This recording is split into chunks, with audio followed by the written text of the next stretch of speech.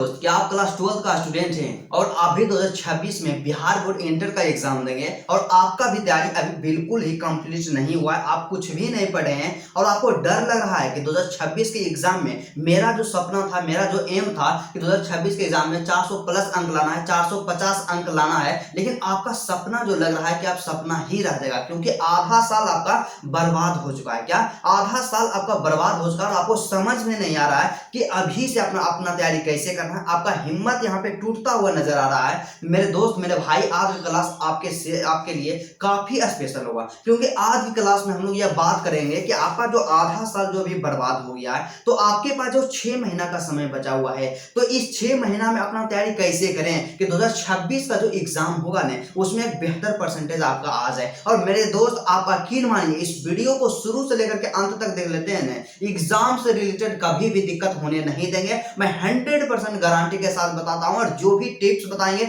जो भी टेक्निक बताएंगे, बिल्कुल जेन्युइन और जिसको आप फॉलो कर सकते हैं, ऐसा टेक्निक बताएंगे। और बस इसको आप फॉलो कीजिएगा ना मेरे भाई। बस आपसे रिक्वेस्ट है, एक चीज हम विनती करना चाहते हैं कि यदि आप मेरे चैनल पे नए हैं तो कम से कम आप लोग पैसेंस रख करके 5 मिनट इस वीडियो को देखिए, और 5 मिनट इस वीडियो को देखने के बाद आपको समझ में नहीं आता है ना, इस वीडियो को स्किप करके चल जाइएगा। लेकिन ऐसा नौबत नहीं आएगा, क्योंकि जब 5 मिनट आप देखिएगा ना, आपको 100% हम समझा देंगे। और मेरा समझाने का जो तरीका क्या होता है, हमेशा आप सबके दिमाग में हम घूस करके समझाते हैं, आपको कभी भी दिक्कत नहीं होने देंगे। तो सबसे पहले बात करते हैं कि आप लोग कई से स्टूडेंट भी होंगे जो मेरे सब्सक्राइबर्स होंगे, जो मेरे वीडियोस को लगातार देखते होंगे, और उनका हमेशा कमेंट आ रहा था कि भैया इतना दिन से वीडियो क्यों नहीं आ रहा था। तो ब्रदर जी जानते हैं, सबसे पहले आपको हम बताना चाहेंगे, आप थोड़ा सा कम पढ़िएगा, कोई भी दिक्कत नहीं होगा, लेकिन अपने हेल्थ पे आप लोग ध्यान जरूर दीजिएगा, क्योंकि जब आपका हेल्थ खराब होगा ना, आपका टोटल चीज खराब हो जाएगा। आप अच्छा से नहीं स्टडी कीजिएगा, कुछ भी नहीं कर पाइएगा।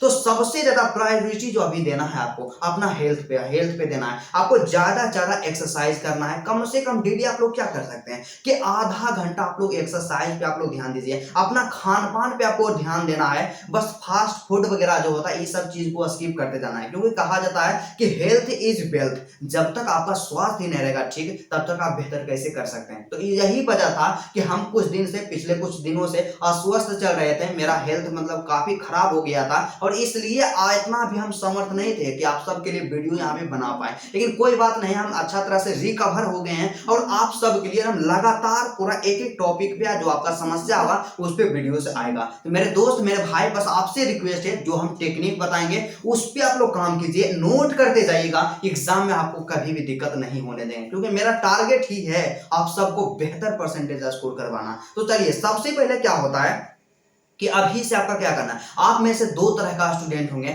जो कि होगा कुछ चैप्टर को पढ़े होंगे, या एक ऐसे स्टूडेंट होंगे जो अभी तक कुछ भी नहीं पढ़े होंगे। तो मेरे भाई, मेरे दोस्त, आपको क्या करना है, ये बिल्कुल भी घबराना नहीं है। जो हम टेक्निक बता रहे हैं उसको सिर्फ फॉलो करना है। तो सबसे पहले आपको क्या करना है कि अपने आप में देखना है, अपने आप से पूछना है कि मेरा कितना से यहाँ पे सिलेबस कंप्लीट है। आपको सब्जेक्ट वाइज देखना है कि हिंदी में आप कितना चैप्टर पढ़ लिए हैं, इंग्लिश में कितना चैप्टर पढ़े हैं, फिजिक्स में कितना चैप्टर पढ़े हैं, केमिस्ट्री में कितना चैप्टर आपका कंप्लीट है।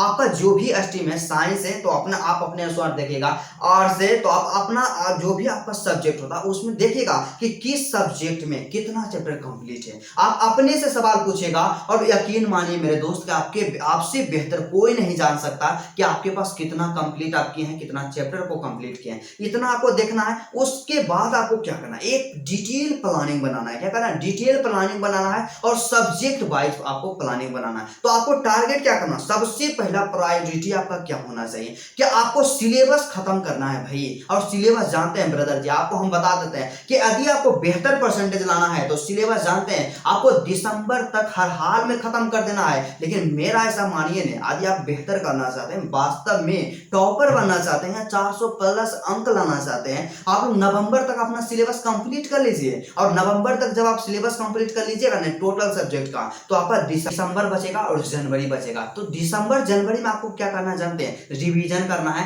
प्रैक्टिस करना है, ज्यादा से ज्यादा लिखने का प्रैक्टिस करना है। और इतना यदि आप काम करते हैं ना, एग्जाम में आपको बेहतर करने से कोई नहीं रोकेगा। तो आप अपने अनुसार देखिए आपको सिलेबस कैसे कंप्लीट करना है। सिलेबस कंप्लीट करने पे 100% प्रयास कीजिए। और इस बात को याद रखिए मेरे दोस्त कि जब तक आप सिलेबस कंप्लीट नहीं कीजिएगा तब तक आपको बेहतर परसेंटेज नहीं आएगा। आप शॉर्टकट के फिर नहीं रहिएगा कि कहीं से भी गेसिंग क्वेश्चन मिल जाएगा वहां से हम कंप्लीट कर देंगे, क्योंकि जो गेसिंग क्वेश्चन भी मिलेगा ना मेरे दोस्त, वो अंत के समय में मिलेगा और उसको खुद से आपको अपने से याद करना पड़ेगा। इसलिए आप अपने से यहाँ पे क्या कीजिए, अपना सिलेबस को कंप्लीट करने का प्रयास कीजिए और एक स्मार्ट प्लानिंग बनाइए कि आपको क्या करना है, हिंदी का प्रिपरेशन कैसे करना है, इंग्लिश का प्रिपरेशन कैसे करना है, उसका एग्जाम पैटर्न एनालिसिस कीजिए। पिछला साल का पेपर उठाइए, 2024 का 2025 का जो भी पेपर होता है ना, उठा करके देखिए, चैप्टर वाइज सब्जेक्ट वाइज देखिए कि क्या क्या क्वेश्चन पूछा जा रहा है, कितना ऑब्जेक्टिव पूछा जा रहा है, कितना सब्जेक्टिव पूछा जा रहा है, कितना 2 अंक वाला क्वेश्चन पूछा जाता है, कितना 5 अंक वाला क्वेश्चन पूछा जाता है। इस तरह से आप लोग देखिए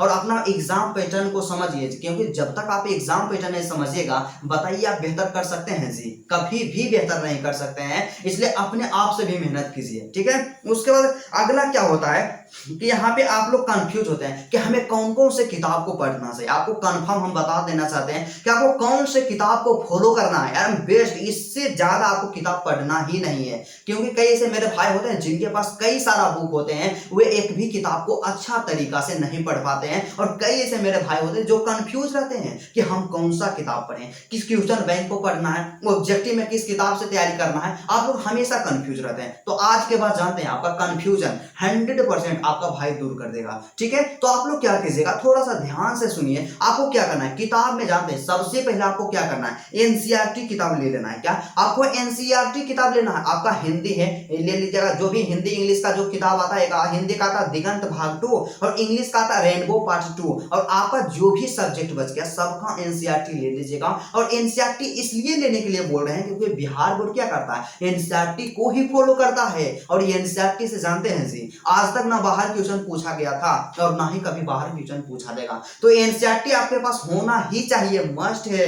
एनसीईआरटी को आधार बना करके तैयारी कीजिए। उसके बाद अगला क्या होता है कि यहाँ पे ऑब्जेक्टिव के लिए, तो ऑब्जेक्टिव के लिए आपको एक गेस्ट पेपर लेना है। टारगेट का गेस्ट पेपर आप लोग मार्केट में जाइए, आंख मूंद करके टारगेट का गेस्ट पेपर ले लीजिए, या तो ब्रिलियंट का जो गेस्ट पेपर होता है ऑल इन वन होता है। एक ही किताब में सभी सब्जेक्ट का चैप्टर वाइज ऑब्जेक्टिव दिया हुआ रहता है और उस किताब को लीजिएगा ना, ऑब्जेक्टिव वाला जी, टारगेट का या ब्रिलियंट का। तो ऑब्जेक्टिव के लिए ना ही आपको क्वेश्चन बैंक पढ़ने की आवश्यकता, कुछ भी नहीं, क्वेश्चन बैंक भी नहीं पढ़ना पड़ेगा, क्योंकि जो किताब लीजिएगा उसमें क्वेश्चन बैंक का तमाम प्रश्न दिया हुआ रहेगा जो बिहार बोर्ड के द्वारा पूछा गया। तो ऑब्जेक्टिव का किताब ले लीजिएगा, ठीक है, टारगेट का या ब्रिलियंट का। नोट कर लिए हैं, उम्मीद है कमेंट कर दीजिएगा कि हाँ भैया हम लिख लिए हैं, ठीक है।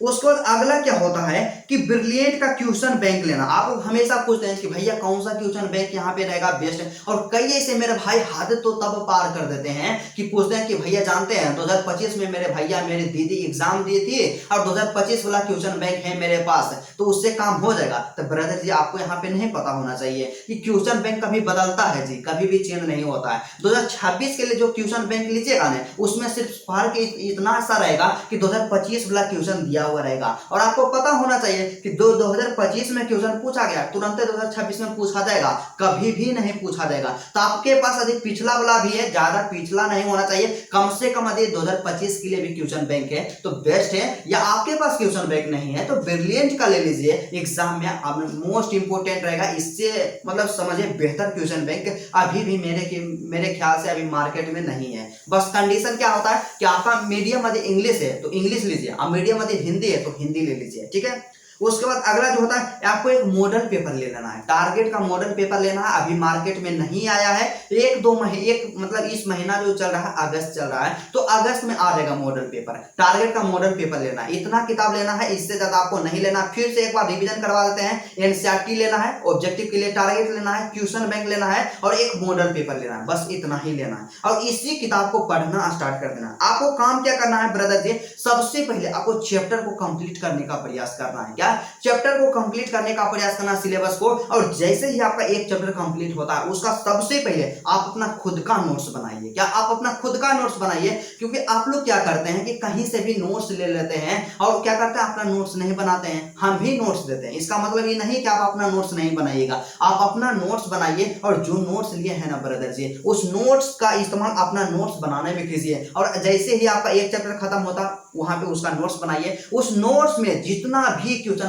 पूछा गया बिहार बोर्ड के द्वारा चैप्टर वाइज सबको लिख दीजिए, क्वेश्चन बैंक से टोटल क्वेश्चन का, ठीक है। उसका नोट्स बना लिए, और जैसे ही आप नोट्स बनाते हैं ना ब्रदर जी, आप लोग याद करने पे ध्यान दीजिए। जानते हैं दुख की बात यह है कि सभी स्टूडेंट क्लास करता है, सब कोई मैक्सिमम नोट्स बनाता है, लेकिन याद करने पे ध्यान नहीं देता। क्या आप याद नहीं कीजिएगा तो आपका नोट्स में जो लिखा हुआ है वही एग्जाम में आप लिख पाइएगा? कभी भी नहीं लिख पाइएगा। आप एग्जाम में तब लिखिएगा जब आपके दिमाग में चीजें रहेगी। तो आपको क्या करना है, आपको याद करने पे ज्यादा ध्यान देना है। और उसके बाद दूसरा जो होता है, जो सबसे बड़ा गलती करते हैं, 100 में से 90 स्टूडेंट ऐसे होते हैं ना जो इस गलती को हमेशा करते हैं, 10% ही इस मिस्टेक को नहीं करते हैं। क्या होता है ब्रदर जी, आप लोग रिवीजन नहीं करते हैं। तो रिवीजन करने पर आपको ज्यादा ध्यान देना है, क्योंकि देखिए जब तक आप रिवीजन नहीं कीजिएगा तब तक याद करने से भी कोई फायदा नहीं होगा। तो आप लोग रिवीजन कीजिए। आप लोग क्या कीजिए, रिवीजन का क्या होना चाहिए कि आप लोग डेली रिवीजन कीजिए। जो आज आप पढ़े हैं सभी का रिवीजन आज ही कर लीजिए, और यहाँ पे सप्ताह में 2 दिन का समय निकालिए, शनिवार और रविवार। इस दिन क्या कीजिए जानते हैं, सिर्फ रिवीजन कीजिए। या तो इस दिन आप नोट्स बना सकते हैं या रिवीजन कर कीजिए, मतलब नोट्स भी बना लीजिए शनिवार और रविवार को, और रिवीजन भी कर लीजिए। जितना भी आप पिछला पढ़े हैं टोटल का रिवीजन कर लेना है,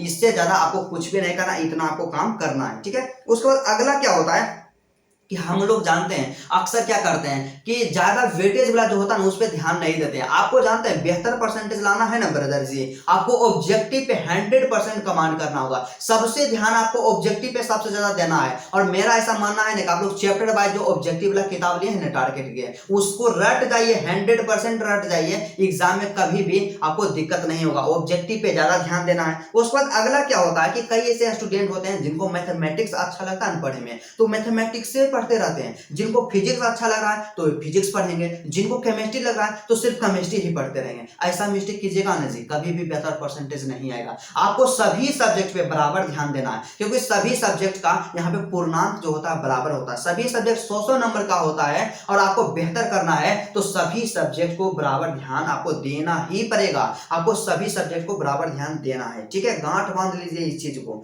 उसके बाद अगला क्या होता है कि आपको क्वेश्चन बैंक तो कभी भी स्किप नहीं करना है, क्वेश्चन बैंक नहीं स्किप करना है। आप लोग ज्यादा नहीं तैयार कर सकते हैं तो केवल 2018 से लेकर के 2024 तक जो क्वेश्चन पूछा गया ना उसको आप लोग जरूर तैयार कर लीजिए। लेकिन आपके पास यदि एबिलिटी है, क्षमता है, आप लोग क्या कर सकते हैं 2011 से तैयार कर लीजिए, या आप उतना नहीं कर सकते हैं कम से कम 18 से तो जरूर तैयार कर लीजिए। क्वेश्चन बैंक को कभी भी स्किप नहीं करना, चाहे वो ऑब्जेक्टिव हो या सब्जेक्टिव में 2 अंक वाला क्वेश्चन हो या 5 अंक वाला क्वेश्चन है। आपको पता होना चाहिए कि क्वेश्चन बैंक से क्या होता है कि किसी भी बुक से टकराए या ना टकराए, लेकिन क्वेश्चन बैंक से 40 से 50% क्वेश्चन हर साल टकराता है। 100% गारंटी और सियोरिटी के साथ हम आपको बताते हैं, ठीक है। आप हम मतलब अपना जो बड़ा भाई आप समझते हैं, हम पे विश्वास रखें, 100% एग्जाम में टकराएगा। क्वेश्चन बैंक स्किप नहीं करना है। क्वेश्चन बैंक स्किप करते हैं इसका मतलब है कि आप बोर्ड एग्जाम में आपको कभी भी बेहतर परसेंटेज नहीं आएगा, ठीक है। उसके बाद अगला क्या, रिवीजन तो आपको बता दिए हैं, नोट्स भी आप लोग बना लीजिएगा।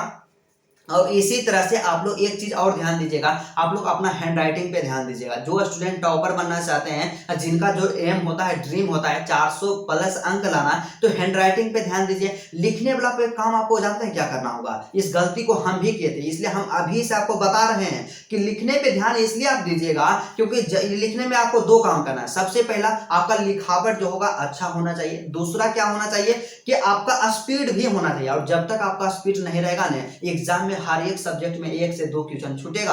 और क्वेश्चन जो छूटेगा ना ब्रदर जी, 5 अंक वाला क्वेश्चन छूटेगा, क्योंकि अंत में 5 अंक वाला क्वेश्चन का आंसर देना रहता है। तो आपको क्या करना है, स्पीड को बढ़ाना है। और एग्जाम में हम भी गलती किए थे, हर सब्जेक्ट में 1 से 2 क्वेश्चन छोड़ करके आते थे और भारी नुकसान का सामना करना पड़ेगा। आप सोचिए कि यदि आपका एक सब्जेक्ट में 1 भी क्वेश्चन छूटेगा 5 अंक वाला, तो 5 सब्जेक्ट है तो 25 अंक नंबर तो आपका ऐसे ही कट गया। तो आप लोग इस चीज पे ध्यान दीजिए। और मेरे भाई यदि आप इस वीडियो को शुरू से लेकर के अंत अंत तक अभी देखे हैं, वीडियो अच्छा लगा तो आप लोग एक प्यारा सा कमेंट कीजिए कि आज का क्लास आपको कैसा लगा, आपको किस सब्जेक्ट में प्रॉब्लम है, किस टॉपिक पे आपको वीडियो चाहिए। आपको 100% हम लोग यह विश्वास दिलाता हूं कि आपको क्या करेंगे, आपकी इस समस्या को समाधान करने का प्रयास करेंगे और रेगुलर बेसिस पे आप क्या होगा, वीडियोज अपलोड होगा। मेरे दोस्त, यदि आप मेरे चैनल पे नए हैं तो चैनल को भी सब्सक्राइब कर लीजिएगा। तो चलिए आज क्लास यहीं तक था, फिर आपसे मिलते हैं नेक्स्ट वीडियो में और नेक्स्ट चैप्टर के साथ। तब तक के लिए जय हिंद।